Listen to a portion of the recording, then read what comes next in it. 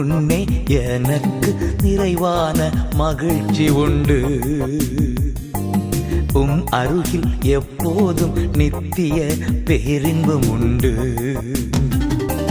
நிறைவான மகிழ்ச்சி நீரே, நித்திய பேரின்பமே. நிறைவான மகிழ்ச்சி நீரே, நித்திய பேரின்பமே. Praise the Lord. ஆண்டவர் இரட்சகருமாகிய இயேசு கிறிஸ்துவின் இனிய நாமத்தினாலே நித்திய பேரின்பம் நிகழ்ச்சிக்கு உங்களை நாங்கள் வரவேற்கிறோம். இந்த நாளின் ஒவ்வொரு பகுதியும் உங்களுக்கு ஆசீர்வாதமாக இருக்கும் என்று சொல்லி கிறிஸ்துவுக்கு நாங்கள் விசுவாசிக்கிறோம். ஆமேன். நமக்கு ஒரு தேவன் இருக்கிறார். அவராலே கூடாத காரியம் ஒன்றுமில்லை. நீங்களும் நானும் சேர்ந்து இணைந்து தேவனாலே கூடாத காரியம் ஒன்றுமில்லை என்று சொல்லுவோமாக. அல்லது தேவனாலே நீங்கள் நாடும் மறுபடி பிறந்தவர்களாக இருக்கிறோம். நம்ம எல்லாம் சேர்ந்து நம்முடைய விசுவாசத்தை அறிக்கை பண்ணி பாடி கர்த்தருடைய நாமத்தை கனப்படுத்துவோமா? வாங்க. பிதாவே ஆராதிக்கின்றோம், இயேசுவே ஆட்படுகிறோம், ஆவியானவரே அன்பு கூறுகிறோம், ஆவியானவரே அன்பு கூறுகிறோம். உம்மை ஆராதிக்கின்றோம், ஆட்படுகின்றோம், அன்பு கூறுகிறோம்.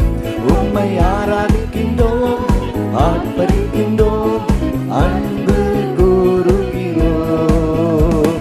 மகனாக தெரிந்து கொண்டீர், மறுபடி பிறக்க வைத்தீர். மகளாக தெரிந்து கொண்டீர், மறுபடி பிறக்க சொல்லுங்க. மகனாக எல்லா கரங்களை தட்டி சந்தோஷமா ஹalleluya.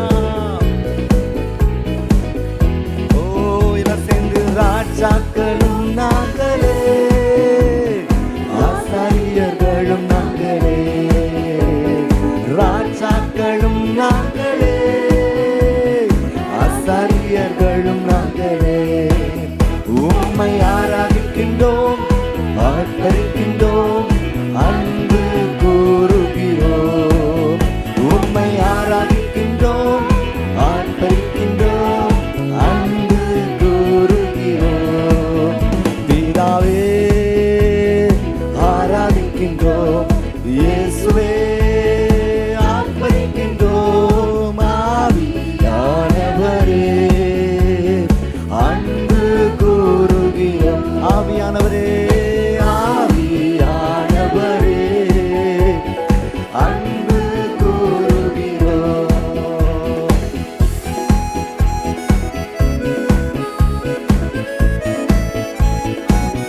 சந்தோஷம் பொங்குதே, சந்தோஷம் பொங்குதே. எல்லாம் சேர்ந்து சந்தோஷம் பொங்குதே, சந்தோஷம் பொங்குதே, சந்தோஷம் என்னில் பொங்குதே. அல்லேலூயா. இயேசு என்னை ரட்சித்தார், முற்றும் என்னை மாற்றினார். சந்தோஷம் என்னில் பொங்குதே, சந்தோஷம் பொங்குதே, சந்தோஷம் பொங்குதே, சந்தோஷம் என்னில் பொங்குதே. அல்லேலூயா. இயேசு என்னை ரட்சித்தார், முற்றும் என்னை மாற்றினார். சந்தோஷம் என்னில் பொங்குதே. வழி தப்பி நான் திரிந்தேன், பாவ பழி அதை சுமந்தலைனே. வழி தப்பி நான் திரிந்தேன், பாவ பழி அதை சுமந்தலைனே. அவர் அன்பு குரலே, அவர் அன்பு குரலே அழைத்தது என்னையே, அவர் அன்பு குரலே அழைத்தது என்னையே. அந்த இன்ப நாளில் எந்தன் பாவம் நீங்கிட்டே, அந்த இன்ப நாளில் எந்தன் பாவம் நீங்கிட்டே. சந்தோஷம் பொங்குதே, சந்தோஷம் பொங்குதே, சந்தோஷம் என்னில் பொங்குதே. அல்லேலூயா. இயேசு என்னை ரட்சித்தார், முற்றும் என்னை மாற்றினார். சந்தோஷம் என்னில் பொங்குதே. ஒரு விசை கூட சொல்லுமா? சந்தோஷம் பொங்குதே, சந்தோஷம் பொங்குதே, சந்தோஷம் என்னில் பொங்குதே. அல்லேலூயா. இயேசு என்னை என்னை ரட்சித்தார், முற்றும் என்னை மாற்றினார், சந்தோஷம் என்னில் பொங்குதே. சீயோனிலே என் திட அஸ்திபாரம் கிறிஸ்துவே, அவர் நான் என்றும் நம்பும் கண்மலை. எல்லாம் சேர்ந்து சொல்ல போறோம். சீயோனிலே என் திட அஸ்திபாரம் கிறிஸ்துவே, சீயோனிலே என் திட அஸ்திபாரம் கிறிஸ்துவே, அவர் நான் என்றும் நம்பும் கண்மலை, அவர் நான் என்றும் நம்பும் கண்மலை. சீயோனிலே சீயோனிலே என் திட அஸ்திபாரம் கிறிஸ்துவே, அவர் நான் என்றும் நம்பும் கண்மலை, அவர் நான் என்றும் நம்பும் கண்மலை. காலங்கிடுவேனோ பதறிடுவேனோ, கர்த்தரில் விசுவாசம் இருக்கையிலே. காலங்கிடுவேனோ பதறிடுவேனோ, கர்த்தரில் விசுவாசம் இருக்கையிலே. அசையாய நம்பிக்கை நங்கூரமே, இயேசுவின் மாத்திரமே. சொல்லுங்க, அசையாய நம்பிக்கை நங்கூரமே, இயேசுவின் மாத்திரமே. சீயோனிலே சீயோனிலே என் திட அஸ்திபாரம் கிறிஸ்துவே, அவர் நான் என்றும் நம்பும் கண்மலை, அவர் நான் என்றும் நம்பும் கண்மலை. சீயோனிலே சீயோனிலே என் திட அஸ்திபாரம் கிறிஸ்துவே, அவர் நான் என்றும் நம்பும் கண்மலை, அவர் நான் என்றும் நம்பும் கண்மலை. நான் விசுவாசிப்போர் இன்னார் என்றறிவேன், என்னையே தருகிறேன் அவர் கரத்தில். நான் விசுவாசிப்போர் இன்னார் என்றறிவேன், என்னையே அடைக்கின்றேன் அவர் கரத்தில். முடிவு வரை என்னை நடத்திடுவார், முற்றும் மராட்சிப்பாரே. முடிவு வரை என்னை நடத்திடுவார், முற்றும் மராட்சிப்பாரே. நான் விசுவாசிப்போர் நான் விசுவாசிப்போர் இன்னார் என்றறிவேன், என்னையே படைக்கின்றேன் அவர் கரத்தில். நான் விசுவாசிப்போர் இன்னார் என்றறிவேன், என்னையே படைக்கின்றேன் அவர் கரத்தில். முடிவு வரை என்னை நடத்திடுவார், முற்றும் மராட்சிப்பாரே. சொல்லுங்க, முடிவு வரை என்னை நடத்திடுவார், முற்றும் மராட்சிப்பாரே. சீயோனிலே சீயோனிலே என் திட அஸ்திபாரம் கிறிஸ்துவே, அவர் நான் என்றும் நம்பும் கண்மலை, அவர் நான் என்றும் நம்பும் கண்மலை. சீயோனிலே சீயோனிலே என் திட அஸ்திபாரம் கிறிஸ்துவே, அவர் நான் என்றும் நம்பும் கண்மலை, அவர் நான் என்றும். புயலடித்தாலும் அலை மோதினாலும், எவர் எனக்கு எதிராய் எழும்பினாலும்.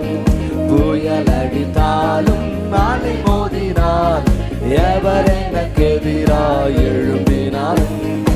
எனக்கு எட்டாத உயரத்திலே எடுத்தவர் நிறுத்திடுவார், எனக்கு எட்டாத உயரத்திலே எடுத்தவர் நிறுத்திடுவார். சீயோனிலே திட அஸ்திபாரம் கிறிஸ்துவே, அவர் நான் என்றும் நம்பும் கண்மலை, அவர் நான் என்றும் நம்பும் கண்மலை. சீயோனிலே சீயோனிலே திட அஸ்திபாரம் கிறிஸ்துவே, அவர் நான் என்றும் நம்பும் கண்மலை, அவர் நான் என்றும் நம்பும் கண்மலை. வியாதியினாலே காயம் வருந்தி வாடிய மரண நிழல் சூழிடும், வியாதியினாலே காயம் வருந்தி வாடிய மரண நிழல் சூழிடும். விசுவாசத்தின் கரத்தாலவர் வாக்கை நான் பற்றிடுவேன். எல்லாம் சொல்லுங்க, விசுவாசத்தின் கரத்தாலவர் வாக்கை நான் பற்றி. எல்லாம் கரங்களை தட்டி எல்லாம் சேர்ந்து சீயோனிலே என் திட அஸ்திபாரம் கிறிஸ்துவே, அவர் நான் என்றும் நம்பும் கண்மலை, அவர் நான் என்றும் நம்பும் கண்மலை.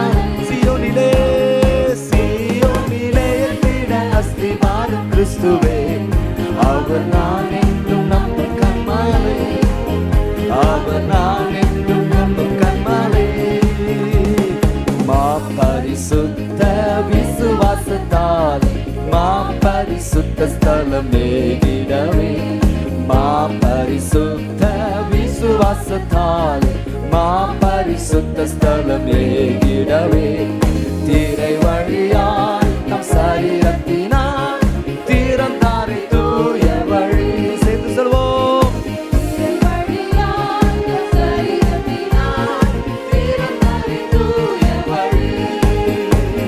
சீயோனிலே எந்திட அஸ்திபாரம் கிறிஸ்துவே அவர் நான் என்றும் ஆமென் அவர் நான் என்றும் நம்பும் கர்த்தர். சீயோனிலே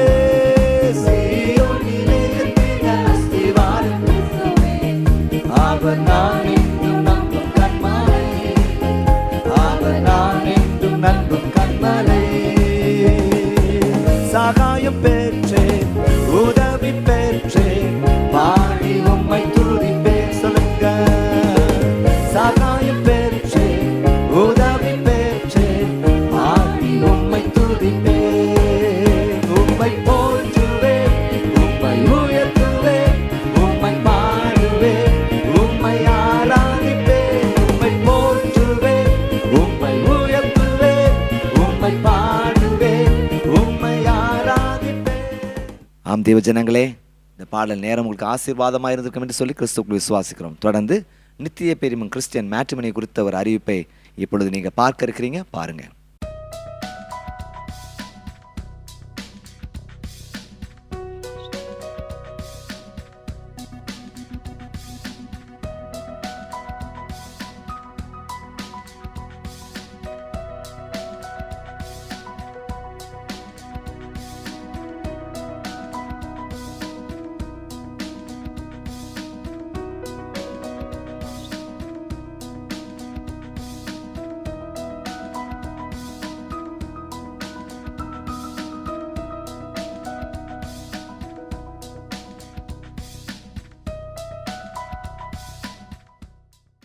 நித்திய பெரும் மேட்ரிமனி ஊழியங்கள் ஆயிரக்கணக்கான ஜனங்களுக்கு ஆசீர்வாதமாக இருந்திருக்கிறது. உங்களுக்கும் உங்கள் குடும்பத்தில் தேவையுள்ளவருக்கு உதவி செய்கிறதுக்கு நாங்கள் காத்து கொண்டிருக்கிறோம். ஸ்க்ரீனில் காண்கிற எங்களுடைய எண்ணிற்கு நீங்கள் தொடர்பு கொள்ளுங்க.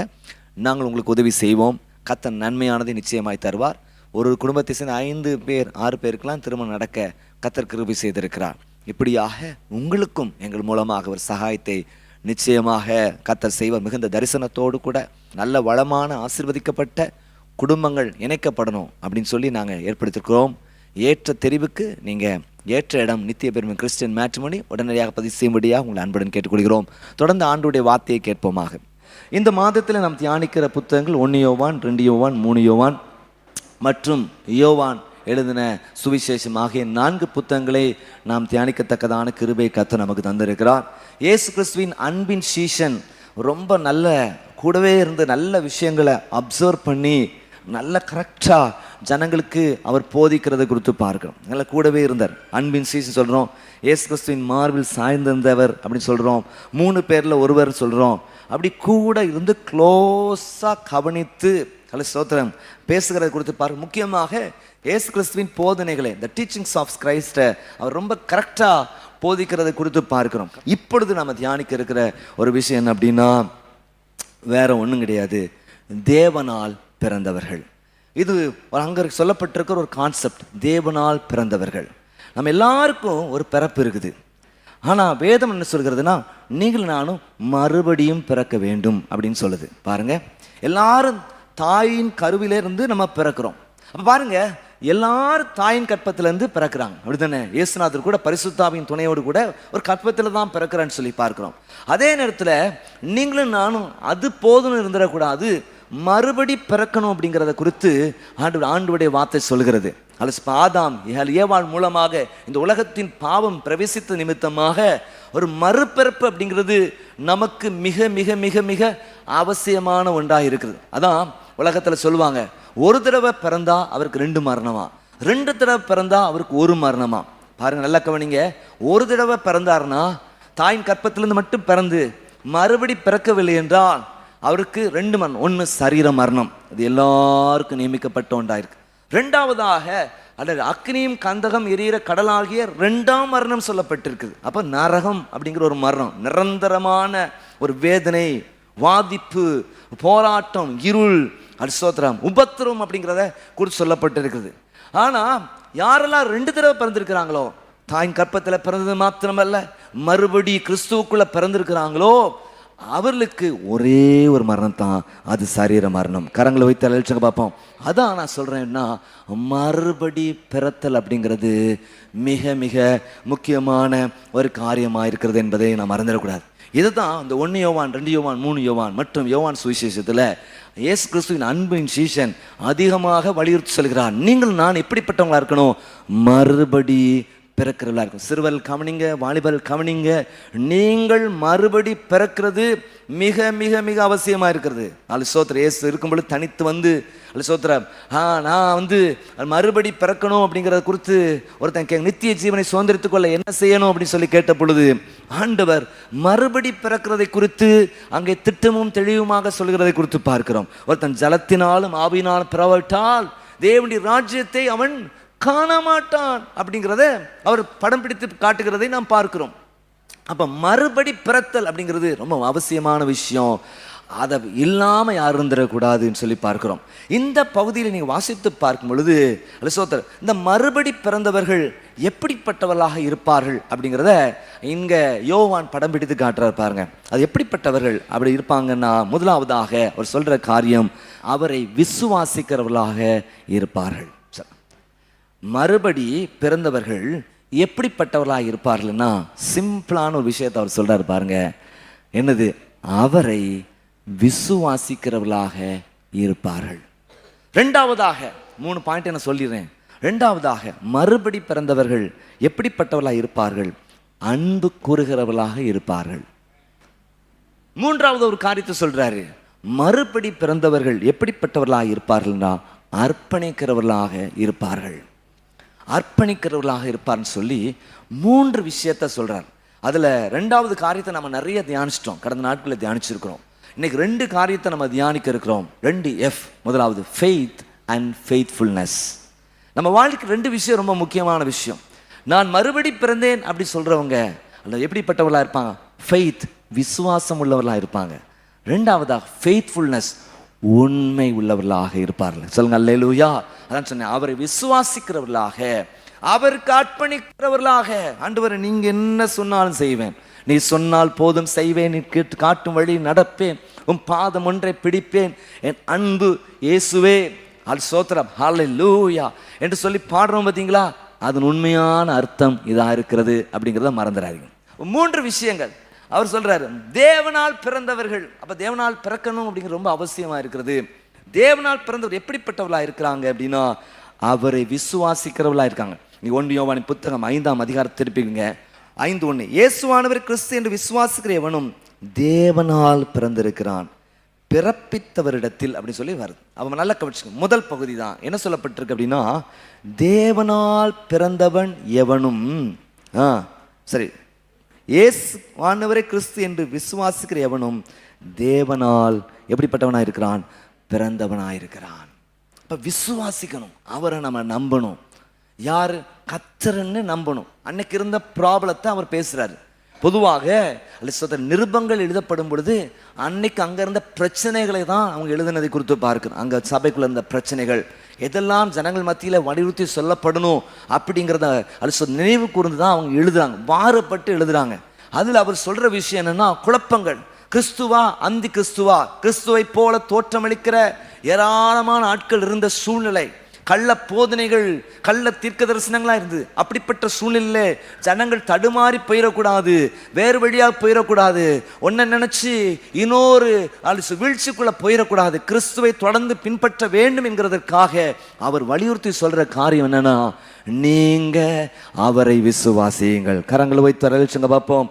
தொடர்ந்து நீங்கள் வாசித்து பார்க்கும் பொழுது 4, 5, 6 ஆகிய வசனங்களை வாசித்து பார்க்கும் பொழுது, தேவனால் பிறப்பதெல்லாம் உலகத்தை ஜெயிக்கும், நம்முடைய விசுவாசமே உலகத்தை ஜெயிக்கிற ஜெயம். கரங்களை வைத்து வரவேற்று பார்ப்போம். என்ன சொல்றாரு? தேவனால் பிறப்பதெல்லாம் உலகத்தை ஜெயிக்கும். சொல்லுங்க அல்லேலூயா. நீ கிறிஸ்துவின் மேல நம்பிக்கை உள்ளவர்களா இருக்கும் பொழுது அது உங்களுக்கு ஒரு பெரிய ஆசீர்வாதம். கரங்களை வைத்து வரவேற்று பார்ப்போம். சொல்லுங்க அல்லேலூயா. நான் அடிக்கடி சொல்லுவேன், நம்பிக்கை என்றால் என்ன? உறுதியுடன் கூடிய எதிர்பார்ப்பு. விசுவாசம் என்றால் என்ன? தேவன் மேல் வைக்கிற ஒரு நம்பிக்கை. சொல்லுங்க அல்லேலூயா. சொல்லுங்க அல்லேலூயா. தலைக்கணத்துக்கும் தன்னம்பிக்கைக்கும் என்ன வித்தியாசம் சொல்லுவாங்க? தலைக்கணம்னா என்னால் மட்டும் முடியும் சொல்றது, தன்னம்பிக்கைங்கிறது என்னால் முடியும், நான் நல்லா படிப்பேன், நல்ல மார்க் வாங்குவேன், என் வாழ்க்கை ஆசீர்வாதமாக இருக்கும், நான் ஜெயமாக இருப்பேன், நல்லா சக்ஸஸ்ஃபுல்லாக இருப்பேன், நல்லா ஆரோக்கியமாக இருப்பேன். ஆனால் விசுவாசம் என்றால் என்ன? கர்த்தர் எனக்காக யாவையும் செய்து முடிப்பார். சொல்லுங்க அல்லேலூயா.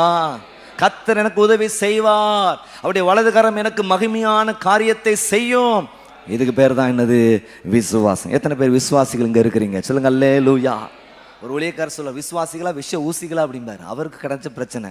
ஆனால் உங்களெல்லாம் பார்க்கும் பொழுது எங்களுக்கு சந்தோஷம் கிரீடமாக இருக்கிறீங்க.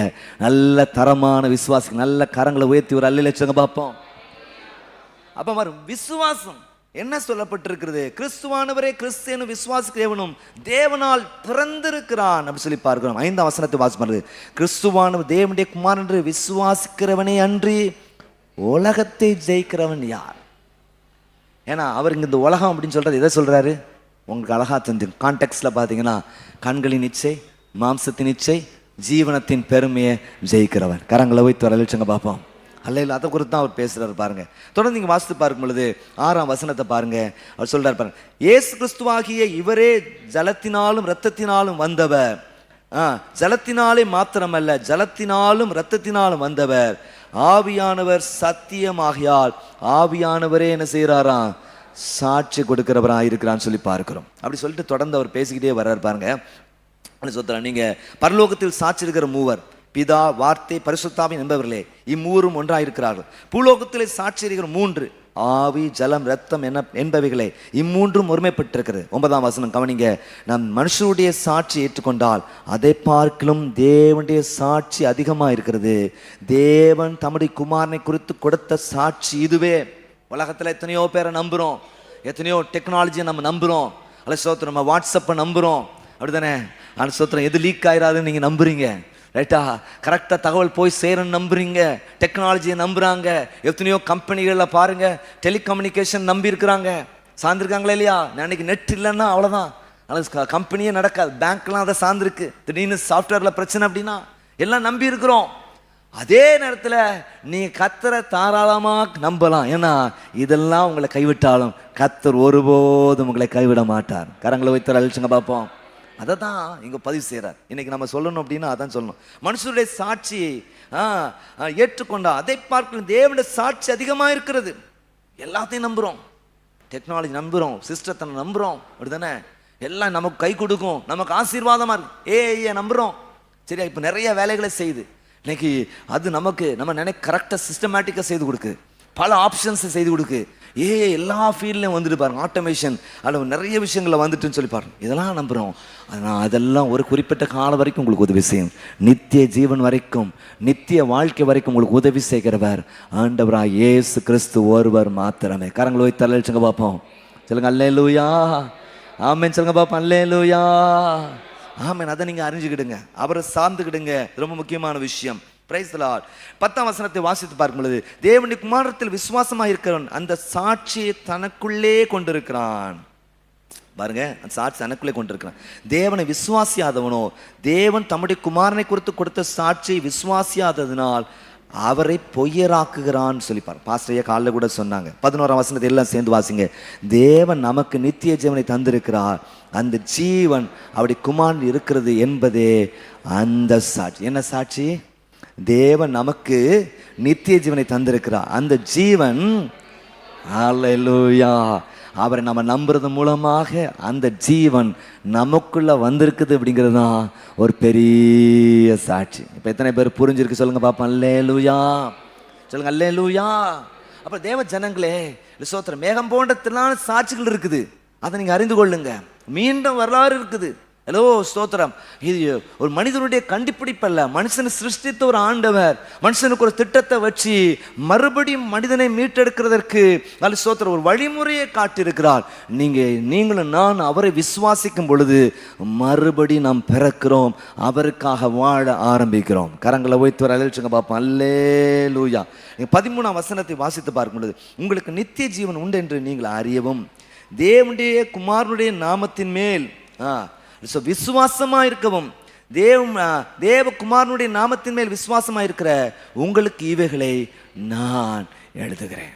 அப்போ மறுபடி பிறந்தவர்கள் எப்படிப்பட்டவர்கள்?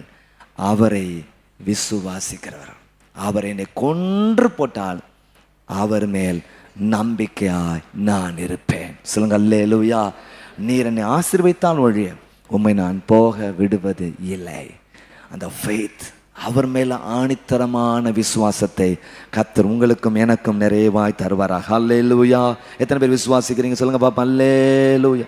பாருங்க, யோவான் 1ஆம் அதிகாரம் 12, 13 ஆகிய 2 வசனங்கள் நமக்கு ரொம்ப தெரிஞ்ச வசனம் தான். யோவான் 1ஆம் அதிகாரம் 11, 12.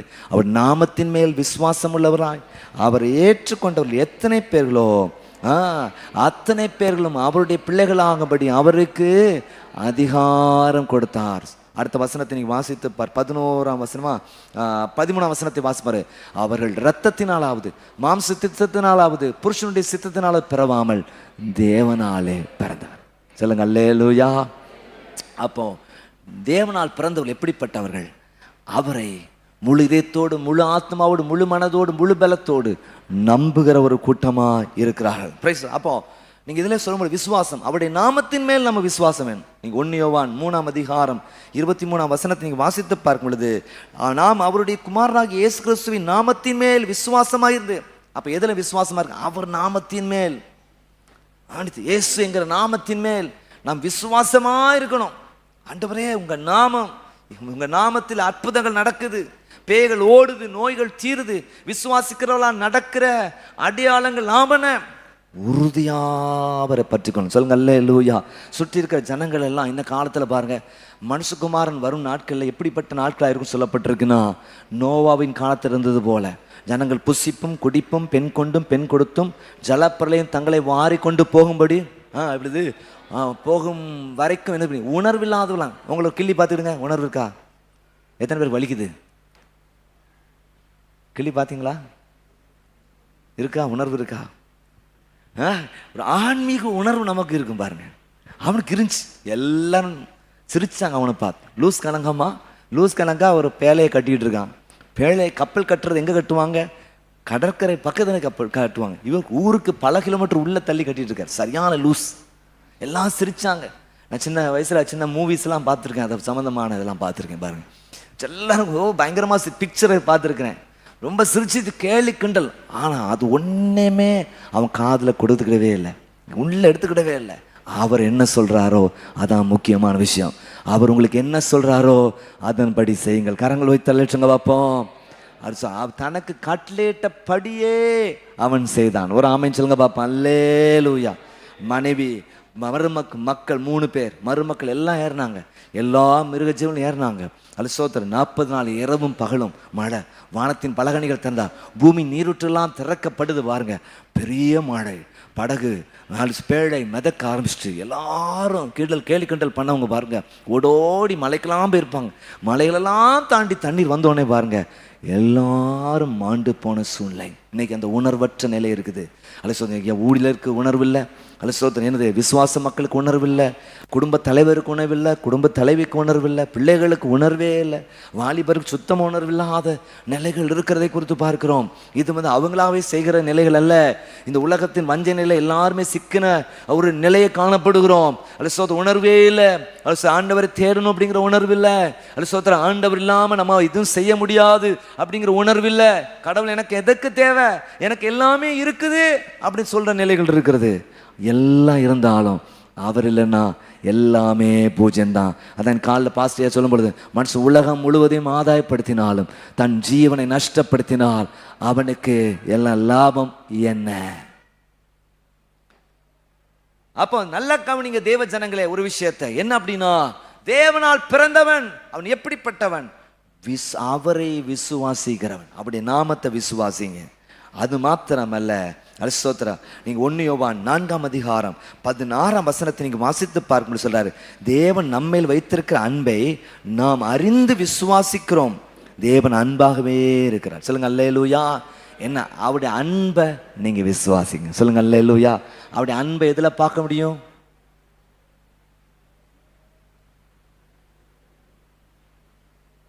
டிவி சீரியல்லையா பார்க்க முடியும்? இல்லை, ஒண்ணுமே இல்லை. கல்வாரி சிலுவையில பார்க்க முடியும். டான் அடிக்க வேண்டாமா ஜெயங்களே? டான் சொல்ல வேண்டாமா? அவள் அன்பை எதுல பார்க்க முடியும்? இந்த கல்வாரி சிலுவையில உங்களுக்காகவும் எனக்காகவும் அவர் ஜீவனை கொடுத்திருக்கிறாரே, அதுல தான் நாம பார்க்க முடியும். கரங்களை வைத்து அழைச்சுங்க பார்ப்போம். நம்முடைய பாவங்கள் எல்லாவற்றையும் ஏற்றுக்கொண்டு, நம்முடைய தூக்கங்கள் எல்லாம் சாபங்கள் எல்லாம் ஏற்றுக்கொண்டு, அது சொல் நமக்காக முந்தி வாழ்ந்த நாட்கள், அந்த நாட்களில் வாழ்ந்த ஜனங்கள், இதுக்கு பின்பதாக பிறக்க போகிற எல்லா ஜனங்களுக்கும் ஒரே தீர்வையாக தம்முடைய கடைசி சொட்டு ரத்தத்தையும் இயேசுநாத சிந்தி நமக்கு ஒரு பெரிய மீட்பை வாங்கி தந்திருக்கு. விசுவாசிக்கிற எல்லாரும் ஒரு 3 அல்லேலூயா சத்தமா சொல்லுங்க பார்ப்போம். அல்லேலூயா. அப்படி அன்பை அறிந்து நம்புறப்பா. எஸ், நீர் வாயால வடை சுடுற தேவன் அல்ல, அலசோத்திர சொல்றத காட்டிலும் அதிகமாக செய்கிற ஆண்டவர். முழுசாவுமே ஒப்பு கொடுத்திருக்கிறீரப்பா. நான் மரிக்க வேண்டிய இடத்துல எனக்காக மரித்து அடக்கம் பண்ணப்பட்டு 3ஆம் நாள் உயிரோடு கூட எழுந்து எனக்கு பிதாவின் வலது பார்ச வீட்டிலிருந்து எனக்காக வேண்டு செய்து கொண்டிருக்கிற ஆண்டவர், உம்மை நான் விசுவாசிக்கிறேன். சொந்த குமாரன் என்று பாராமல் தம்மையே பலியா ஒப்பு கொடுத்தவர் மற்ற எல்லாவற்றையும் உங்களுக்கு அருளாதிருப்பது எப்படி? யாருமே செய்ய முடியாத வேலையை செய்திருக்கிறார்னா, நீங்க எதிர்பார்க்கிற சின்ன சின்ன காரியங்கள் எல்லாவற்றையும் அவர் எளிதாய் செய்து முடிக்க வல்லவராயிருக்கிறார். பக்கத்துல சொல்லுங்க, உங்களுக்கு எளிதாய் கர்த்தர் செய்வார். அல்லேலூயா. மகனே, இது எவ்வளவு சீக்கிரம் கிடைச்சது? உங்களுக்காக வழிகளை ஆயத்தப்படுத்துகிற ஆண்டவர், உங்களுக்கு சகாயம் கிடைக்க பண்ணுகிற ஒரு ஆண்டவர் இருக்கிறார். விசுவாசிக்கிற ஒரு அல்லேலூயா பார்ப்போம். அதான் என்னங்க, தேவனால் பிறந்தவர்கள் எப்படிப்பட்டவர்கள்? அவரை விசுவாசிக்கிறவர்கள். என்னது? அவருடைய நாமத்தின் மேல் விசுவாசம் உள்ளவர்கள், அவருடைய அன்பை அறிந்து விசுவாசிக்கிறவர்கள். இந்த உலகத்தில் உங்களை அப்படி யாரும் நேசிக்க இருக்கிறா? யோசித்து பாருங்க. உலக அன்பெல்லாம் எதிர்பார்ப்பு நிறைந்ததா இருக்கு. இயேசுடைய அன்பு எதிர்பார்ப்பே இல்லாத அன்பு. அகாப்பே அன்புனா என்னது? எதிர்பார்ப்பு இல்லாத ஒரு அன்பு, ஒரு தியாக அன்புங்க. எந்த எதிர்பார்ப்பும் இல்லை. உலகத்தில் ஒருத்தங்க அன்பு கூறுறாங்கன்னா பின்னால ஒரு எதிர்பார்ப்பு இருக்கும். அந்த எதிர்பார்ப்பு நிறைவேறலைன்னா பகையா மாறிடும். ஆனா நீங்க பாவிகளாக இருக்கேன், கிறிஸ்து இயேசு உங்களுக்காக எனக்காக மரித்ததினாலே தேவன் நம்மேல் வைத்த அன்பை விளங்க பண்ணினார். கரங்களை வைத்து அழைச்சுங்க பார்ப்போம். முதலாவதாக என்ன சொன்னேன்? தலைப்பினது மறுபடி பிறந்தவர்கள் எப்படிப்பட்டவங்களா இருப்பாங்க?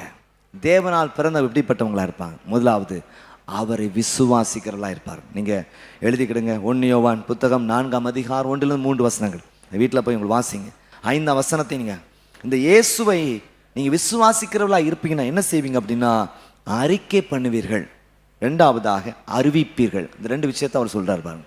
இந்த 3 வசனங்கள்ல பார்க்கும் பொழுது 2 விஷயத்தை சொல்றாரு. இயேசுவை நான் விசுவாசிக்கிறேன்னு சொன்னா நீங்க அறிக்கை பண்ணுவீங்களாம். 2ஆவது அவர் சொல்றாரு, நீங்க அறிவிப்பீர்கள். அறிக்கை என்னது? அறிவிக்கிறது என்னது? எல்லா இடத்துலையும் நம்ம சபையில கூடி இயேசுவே தெய்வம், ஒரே ஒரு தெய்வம் அப்படின்னு நம்ம சொல்றது. இங்க யாருக்கு நீங்க சொல்லிக் கொடுக்கணும்னு அவசியம், எல்லாருக்குமே தெரியும் இயேசு தான் தெய்வம். அந்த நிலையில தான் வந்திருப்பாங்க எல்லாரும். அப்படித்தானே? பக்கத்தில் இருக்கிற பிரதர் சொல்லி தான் இயேசு தெய்வம் தெரியும் அப்படி யாராவது உட்காந்துருக்கீங்களா? அங்க பாஸ்டர் வாய மூடுங்க, இயேசு தெய்வம் எனக்கு நல்லா தெரியும் அப்படி சொல்ற ஆட்கள் தான் உட்காந்துருக்கீங்க. அப்போ 2ஆவது விஷயம், இயேசுவை அறிவிப்பல்னா தெரியாத இடத்துக்கு போய் சொல்லுவீங்க, இயேசு தான் வழி, சத்தியம், ஜீவன். சொல்லுங்க அல்லேலூயா, சொல்லுங்க அல்லேலூயா. அப்போ பாருங்க, அவரை விசுவாசித்தோம் அப்படி சும்மா மனசுக்குள்ள இருக்காருயா அப்படிலாம் கிடையாது. என் மனசுக்குள்ள இயேசு இருக்கிறாரு, நான் மனசார இயேசுவை நான் விசுவாசிக்கணும், அது மட்டும் போதுமா? இல்லை, அது கிரியாக வெளிப்பட வேண்டியது மிக அவசியமா இருக்கு. 2ஆவதாக நம்ம 3ஆவது டைரக்டா குறிப்பு போயிடுவோம். 2ஆவதாக நம்ம பார்க்கறது, அதாவது 3ஆவது குறிப்பு என்ன அப்படின்னா, அர்ப்பணிக்கிறவர்கள். அர்ப்பணிக்கிறவர்கள் அது என்ன சொல்லி பார்க்கும் பொழுது, செவி கொடுக்கிற ஆட்களா இருக்கும். என்னன்னா டோட்டல் ஃபெய்த் அண்ட் ஃபெய்த்ஃபுல்னஸ். கடைசி வரைக்கும் என் இயேசுதான், அவர் கண்ணசைச்சா போதும், அவர் பேசினா போதும், அவர் பார்த்தா போதும். சொல்லுங்க அல்லேலூயா. சில நல்ல ஆட்கள் பாருங்க, அந்த லீடர்ஸ் என்ன முகத்தை பார்த்தே புரிஞ்சுக்கிடுவாங்க. சிலருக்கு இருப்பாங்க, ஒன்றும் விளங்காது, நீ என்ன சொல்ல வர்றீங்க அப்படின்னு. சிலர் ஃப்ளோவில் இருப்பாங்க. உட்காந்தா நம்ம கண்ணை காட்டினாலே நம்ம இன்சார்ஜஸ் தெரியும் அடுத்தது என்ன அவர் சொல்ல வர்றாரு அப்படிங்கிறது நல்லா தெரியும். சிலருக்கு அப்படி கூப்பிட்டு இந்தாங்க சொல்லுனா தான் கேட்பாங்க. அந்த மாதிரி. ஸோ நீங்கள் அந்த லெவல்லேருந்து வளர்ந்து வரணும். என் நாடுகளின் சத்தத்துக்கு செவி கொடுக்கிறது அப்படி புரிஞ்சிடும். அப்படி என்னது சும்மா எவர் ரெடியாக இருக்கணும். எவர் ரெடி பேட்டரியாக இருந்தால் மட்டும் போதும். நீங்கள் வாழ்க்கையில் எவர் ரெடியாக இருக்கும், டக்குன்னு ஸ்பார்க் உங்களுக்கு படணும் பாருங்க. சரியா? ரொம்ப ரொம்ப உங்களுக்கு ஆண்டு உட்காந்து நெருப்பு ஊட்டி விறக போட்டு எண்ணெயை ஊற்றி ஒளிவெண்ணெய் ஊற்றி நெருப்பை பற்ற வச்சு இன்னும் புகஞ்சிக்கிட்டே இருக்க லெவலில் இருக்கக்கூடாது. சும்மா நீங்கள் தீயை வைக்கிறீங்க, டக்குன்னு கடன்னு எறிறீங்க. அதுதான் ஒரு நல்ல அனுபவம் பாருங்க. அதுதான் அதை கத்த நமக்கு எதிர்பார்க்கிறார். கடந்து ஊதிக்கிட்டு இருக்கக்கூடாது. இயேசு கிறிஸ்துக்கு சில ஊதுகொள்ள கொடுத்துரும். நானாவது எறிகிறதாவது ஊதுறதெல்லாம் ஊதுங்க ஐயா பூன்னுட்டு. ஏன்னா இப்போ நிறையா ஸ்பிரிச்சுவல் ஸ்ப்ரேலாம் வந்துட்டு, அனாயிண்டிங் ஸ்ப்ரேலாம் வந்துட்டு, நீங்கள் யாராவது வேணும்னா போனீங்கன்னா அவர் அடிச்சு விடுவார். அப்படின்னு அப்படியே ஆடி ஆவியில் நிறைந்து எல்லாம் நூதனமாக வந்துட்டு தான் இருக்கும். நல்லா கவனிங்க. உங்களுக்கு அப்படி பிரச்சனை இருந்தால் ஸ்பிரிச்சுவல் ஸ்ப்ரே அடிச்சிடும் யாராவது வர சொல்லி. அது தெரியாமல் என்னது பூச்சி மருந்து அடிச்சிடக்கூடாது உன் முகத்தில். நல்லா கவனிங்க தேவஜனங்களே. அப்போ இந்த எவர் ரெடியாக இருக்கணும், டோட்டல் சரண்டர். அதை தான் குறித்து தான் பேசுறாரு பாருங்க. அவர்கள் செவி கொடுக்கிறவர்கள், அவர்கள் எப்படிப்பட்டவர், அவர்கிட்ட மீறுதலே கிடையாது அப்படிங்கிற நிலையை பாருங்க. 1 யோவான் 4ஆம் அதிகாரம் 6ஆம் வசனத்தை வாசித்து பார்க்கும் பொழுது, நாங்கள் தேவனாலே உண்டானவர்கள், தேவனை அறிந்தவன் எங்களுக்கு செவி கொடுக்கிறான். பாருங்க, நாங்கள் தேவனால் உண்டானவர்கள், தேவனை அறிந்தவன் எங்களுக்கு செவி கொடுக்கிறான், தேவனால் உண்டாயிராதவன் எங்களுக்கு செவி கொடுக்கிறது என்னதான்? என்ன பேசுறதெல்லாம் பேசையா, நாங்கள் வந்தோமா போனோமான்னு இருப்போம், காணிக்க போட்டோமான்னு இருப்போம், எதையும் கேட்டுறாதீங்க அப்படின்னு உள்ள வந்திருப்பாங்க. அது யார் அப்படின்னா, தேவனால் உண்டாயிராதவன். இதனால் சத்திய ஆவி என்னதென்றும் வஞ்சக ஆவி என்னதென்றும் நாம் என்ன செஞ்சிருக்கிறோம், ஆரம்பிச்சிருக்கோம். நான் இப்போ எத்தனை பேர் சொல்றது உங்களுக்கு புரியுது? எத்தனை பேர் ட்ராக்ல இருக்கீங்க? ரொம்ப ஸ்லோவாக நிறுத்தி நிதானமாக உங்களுக்கு சொல்லி கொடுத்துட்டு இருக்கிறேன். அப்போ பாருங்க, இந்த தேவனால் பிறந்தவர் எப்படிப்பட்டவங்களா இருப்பாங்க? தங்களை அர்ப்பணிக்கிறவங்களா இருப்பாங்க. எப்படிப்பட்ட அர்ப்பணிப்பு? என் செவி கொடுக்கிற என்ன சொல்றாங்க, சொல்றதெல்லாம் ரொம்ப முக்கியமான விஷயம். இந்த பீடத்தில் வர்ற வார்த்தைகள்லாம் நம்ம கேர்ஃபுல்லாக லிசன் பண்ணி அதன்படி செய்ய வேண்டியது ரொம்ப ரொம்ப அவசியம். அதனால ஒருபோதும் நெக்லெக்ட் பண்ணிடக்கூடாது, இதை உதாசீனப்படுத்திடக்கூடாது, இதை அசட்டப் பண்ணிடக்கூடாது. இது சின்ன காரியமா இருக்கலாம். நாகமானுக்கு சொன்ன காரியம் சின்ன காரியம் தான். கோடி கோடியா ரூபா கொடுன்னா கொடுத்துருப்பான். அது சோத்திராம அதை கூட இதை கூடன்னு சொல்ல, என் கால் அமைக்கி விடுன்னு சொல்ல அனுப்பிக்கிட்டு இருப்பான். எனக்கு நல்லா மசாஜ் பண்ணி விடு அப்படின்னா, என் கூடயே இருந்து சேவகம் பண்ணு அப்படின்னா பண்ணியிருப்பான், எல்லாம் பண்ணியிருப்பான். போய் யோர்தான் 7 தடவை ஸ்நானம் பண்ணுங்கிறது ரொம்ப கோவம் வந்துட்டு பாருங்க.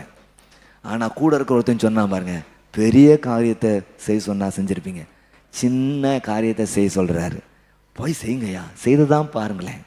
உடனே அந்த ஆள் சொன்னதை கேட்டு பாருங்க, கோவப்படாம 7 தடவை மூழ்கி எழுந்த பொழுது சின்ன பிள்ளையோடைய சரீரத்தை போல, ஒரு வாலிபனுடைய சரீரத்தை போல அவனுடைய சரீரம் மாறிட்டு விசுவாசிக்கிற ஒரு அலைச்சங்க பார்ப்போம். அதுதான் ரொம்ப முக்கியமான விஷயம், ரொம்ப முக்கியமான விஷயம் தேவஜனங்களே. இந்த நமக்கு கத்தர் தந்திருக்கிற ஒரு சபை ஐக்கியம், ஒரு குடும்ப ஐக்கியம், இங்கேருந்து வர்றது பேசாதவங்களையும் கத்தர் பேச வைப்பார். பைத்தியமாய் தோண்டுகிற பிரசங்கத்தினாலும் கூட ரட்சிப்பார். ஒரு வார்த்தை நீ கீழ்ப்படியும் பொழுது அது பெரிய ஒரு ஆசீர்வாதம். சொல்லுங்க அல்லேலூயா. பிரைஸ். நான் பண்ணுற பிரசங்க உங்களுக்கு இடியாப்ப சிக்கல் மாதிரி இருந்தாலும் அது ஏதோ ஒன்று உங்கள் வாழ்க்கையை நிச்சயமாக தொடும். அது நிச்சயமாக உங்கள் வாழ்க்கையை மாற்றி அமைக்கும். கரங்களை வைத்து அழைச்சங்க பார்ப்போம். சொல்லுங்க, கேட்ச் பண்ணிடும் பாருங்க. சில நேரங்கள் அந்த பசியாக பட்டினியார் வெள்ளங்கள் வரும் பொழுது, சாப்பாடு இல்லாமல் பால் பேக்கெட் இல்லாமல் இருக்கும் பொழுது, ஏதாவது ஒரு பால் வண்டி வந்துட்டுனா என்ன செய்வாங்க ஆட்கள்? பிறகு இதுவா அப்படி நடந்து எக்ஸசைஸ் போட்டு தலையெல்லாம் சேவி பவுடர்லாம் அடித்து அப்படியே போவீங்க.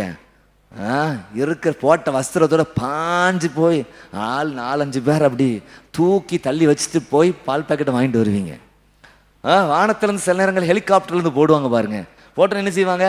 உலட்டுன்னா பார்ப்பாங்க, பாஞ்சு அடிச்சு பிடிச்சி சொந்தமோ பந்தமோ பாஞ்சு வாங்குற மாதிரி தேவ சமூகத்தில் நீங்கள் வார்த்தைகள் வரும்பொழுது எப்படி இருக்கணும்? கொடுத்தா கொடுங்க, கொடுக்காதே போங்க அப்படின்னு உட்காந்துருக்கணும். இல்லை, பாஞ்சு வாஞ்சோடு வேகத்தோடு தவணத்தோடு பிடிச்சி இன்னைக்கு I want to receive it. ஆமென்.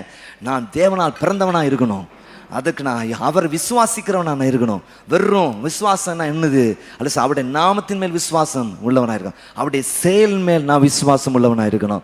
அல்ல, அவரை நான் அறிக்கை பண்றவனா இருக்கணும். அது மாத்திரமல்ல, அவரை அறிவிக்கிறவனா இருக்கணும். கரங்களை வைத்து அழிச்சோங்க.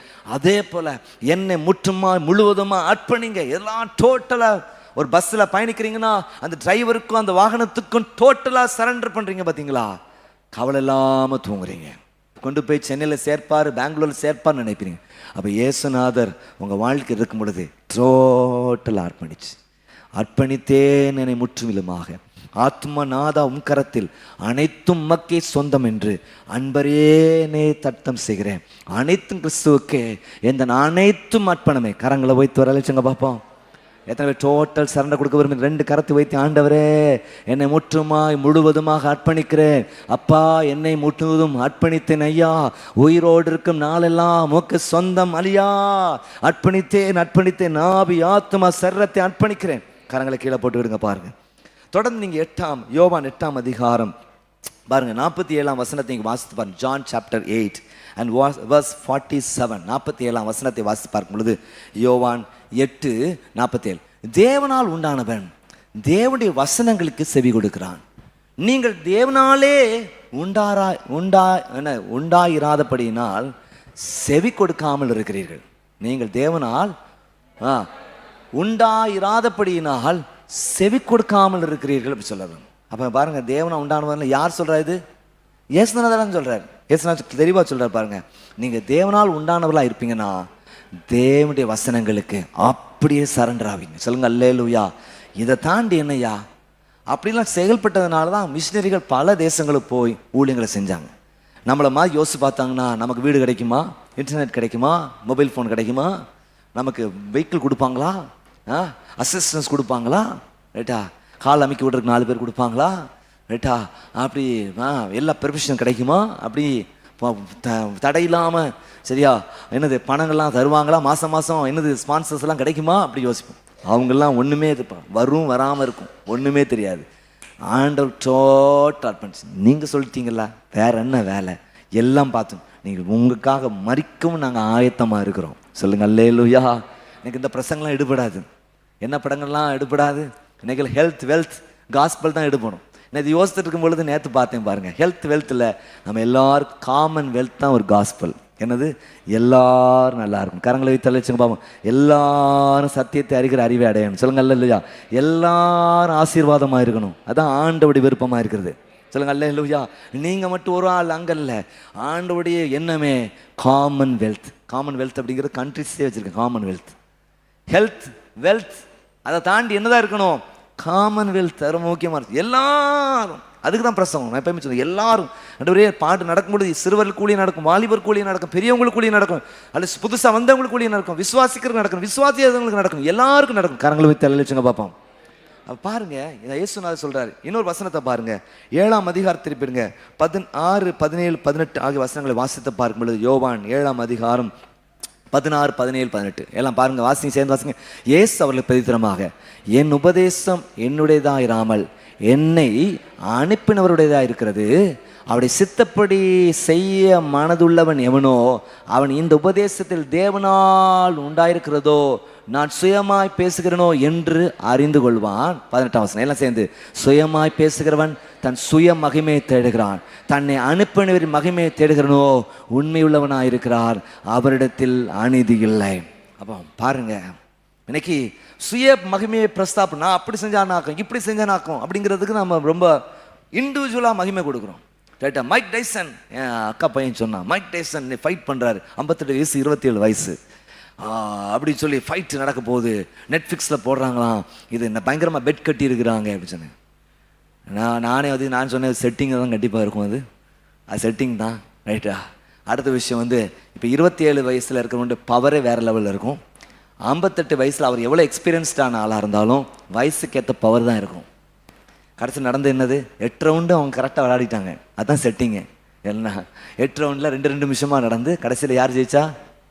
மைக் டைசன் தோத்துட்டாரு, அவருக்கு எதிராக விளையாண்டவர் ஜெயிச்சார். அப்போ எல்லாருக்கும் என்ன பெரிய விஷயம், மனுஷரில் பாங்க, பெரிய ஆளாச்சியா, பெரிய ஆட்களை பாங்க. இது அவர் யார் தெரியுமா, இவர் வந்தான், இவர் இந்த ஊழியர் யார் தெரியுமா, இவர் யார் தெரியுமா. ஊழியரை பார்க்குற நிலைகள் இருக்குது, மனுஷரை பார்க்குற நிலை இருக்குது. மனுஷ புகழ்ச்சிய தேவனா, அது வல்லமையா, தேவனாலு பயங்கரமான பவரான ஆளு அப்படின்னு சொல்லுவாங்க. தேவனாலுன்னு சொல்ல மாட்டாங்க, பவரான ஆளு யாரு வந்தா அப்படி நடக்கும் இப்படி நடக்கும் அங்க விட்டுருவாங்க. இயேசுநாதர் வந்தாதான் மேட்ரே இருக்கு. சொல்லுங்க அல்லேலூயா. அதான் ஆண்டவர் சொல்றாரு பாருங்க, சுயமாய் பேசுகிற தன் சுய மகிமையை தேடுறான். ஆனால் தன்னை அனுப்பினவரின் மகிமையை தேடுகிறனோ உண்மை உள்ளவராயிருக்கார். நம்ம எல்லாம் பேசுகிறோம், எல்லாம் இயேசு, எல்லாம் இயேசு, எல்லாம் இயேசு. இயேசு கிறிஸ்து பெரிய ஒரு ஊழியத்தை செய்து முடித்த பின்பதாக ஒரு மலை மேல் ஏறி பிதாவோடு கூட தனித்திருந்தார்னு சொல்லி பார்க்கணும். ஏன்னா அவர் தெரியும், எனக்கு ஒரு மகிமை வேண்டாம், எல்லாம் என்னை அனுப்பினவருக்கு வரணும். கரங்களை வைத்து அழைச்சுங்க பார்ப்போம். சொல்லுங்க அல்லேலூயா. அல்ல சோத்திர. பவுல திடீர்னு எல்லாரும் சொன்னாங்க, நீங்கள் பெரிய ஆள்னு சொன்னாங்க, யூபிட்டர் எல்லாம் சொன்னாங்க. அப்படிலாம் நீங்கள் சொல்லிடுறாங்க. நாங்கள் உங்களை போல சாதாரண மனுஷர்கள், தேவன் ஒருவரே எல்லா மகிமைக்கும் பாத்திரராக இருக்கிறார். சொல்லுங்க அல்லேலூயா. அப்போ தேவஜனங்க, இதில் நான் என்ன சொல்ல வர்றேன், ஒரு சிம்பிளான விஷயம்தான் பாருங்க, வேற ஒன்றுமே இல்லை. உங்களை நீங்கள் தேவனுக்கு என்று அர்ப்பணிக்கிறவர்களாக இருங்கள். அது சோதரர், நீங்கள் 2 கொரிந்தியர் புத்தகம் 2ஆம் அதிகாரம் 17ஆம் வசனத்தை நீங்கள் வாசித்து பார்க்கும்போது, 2 கொரிந்தியர் 7ஆம் அதிகாரம் 17ஆம் வசனத்தை வாசிப்போம். 2 கொரிந்தியர் 2:17. அநேகர் போல நாங்கள் தேவ வசனத்தை கலப்பாய் பேசாமல் துப்புரவாயும் தேவனால் அருளப்பட்ட பிரகாரமும் கிறிஸ்துவுக்குள் தேவ சந்நிதியில் நாங்கள் என்ன செய்கிறோம், பேசுகிறோம் அப்படி சொல்ல. அப்போ பாருங்க என்ன சொல்றார், கலப்பா பேசலப்பா, துப்புரவா பேசுகிறோம், சரியா பேசுகிறோம். ரொம்ப அட்ராக்டிவாக இருக்காது. கோல்டுக்கும் கவரிங்க்கும் வித்தியாசம் இருக்கு. கவரிங் பல பல பல பலன்னு இருக்கும், ஆனால் கோல்டு நீங்கள் அந்த அளவுக்கு இருக்காது. அப்போ பல பல பல அப்படிங்கிறது தான் முக்கியம் அப்படின்னு நினைச்சீங்கன்னா நீங்கள் உங்களே ஏமாத்துக்கிறீங்க அர்த்தம். பிரைஸ்லாம். ஆதி முதல் நீங்கள் கேள்விப்பட்ட அந்த உபதேசத்தில் நிலைத்திருங்கள் சொல்லி யோவான் எழுதுரை குறித்து பார்க்கிறோம். தொடர்ந்து நீங்கள் தியானித்து பார்க்கும் பொழுது அப்போ அர்ப்பணித்தவர்கள் எப்படிப்பட்டவங்களா இருப்பாங்கன்னு சொல்லி பார்க்கும் பொழுது 1 யோவான் 3ஆம் அதிகாரம் 9 மற்றும் 10 ஆகிய வசனங்களை வாசித்து பார்க்கும் பொழுது 1 யோவான் 3ஆம் அதிகாரம் 9-10 எல்லாம் சேர்ந்து சத்தமா வாசிங்க. தேவனால் பிறந்தவன் எவனும் பாவம் செய்யான். சத்தமா சொல்லுங்க. ஏனெனில் அவருடைய வித்து அவனுக்குள்ளே தரித்திருக்கிறது, அவன் தேவனாலே பிறந்தபடினால் பாவம் செய்ய மாட்டான். 10ஆம் வசனத்தின் முற்பகுதியை வாசிங்க.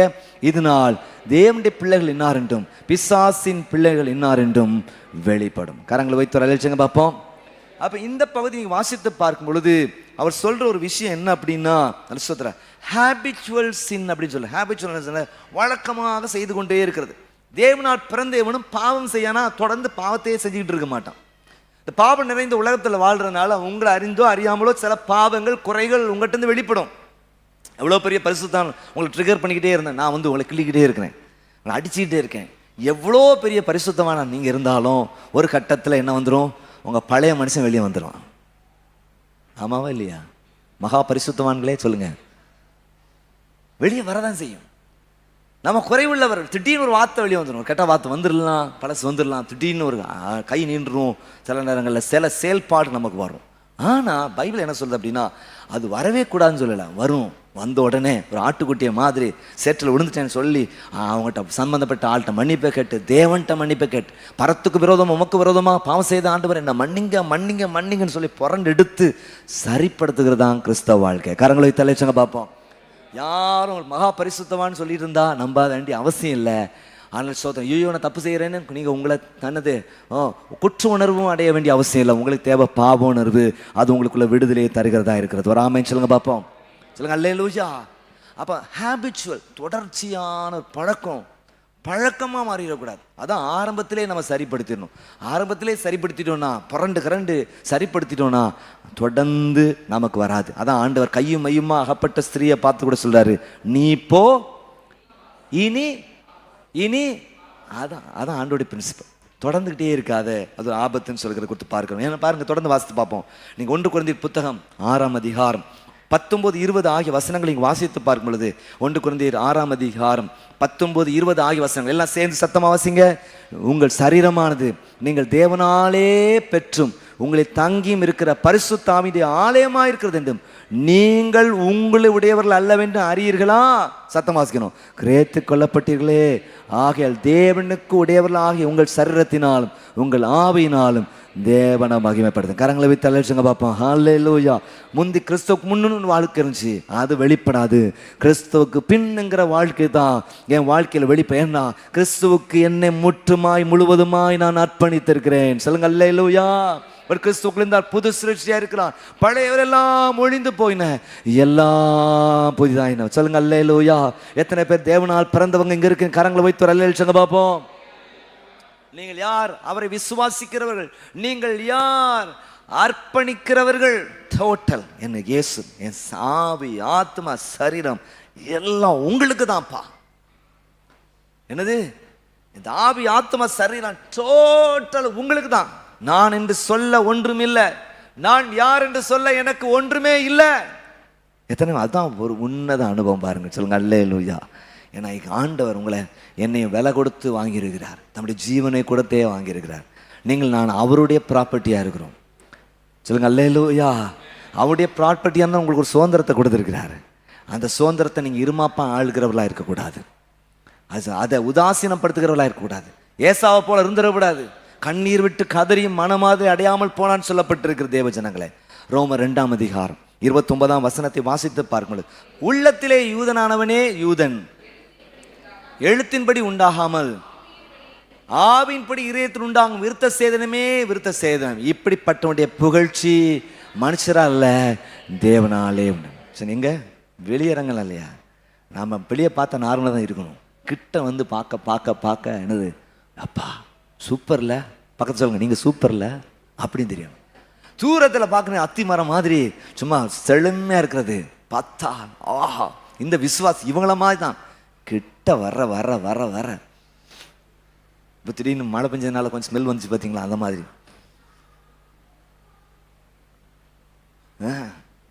நெருங்க முடியல, சரியான சாக்கடை போல இருக்கு அப்படிங்கிற மாதிரி இருந்த வெளியில சாதாரணமாக இருக்கும், கிட்ட நம்ம பேசும்பொழுது அழைச்சோத்திரம் ஹல்லேலூயா, ஒரு தேவ மனுஷன் அப்படிங்கிறத காணணும். சொல்லுங்க அல்லேலூயா.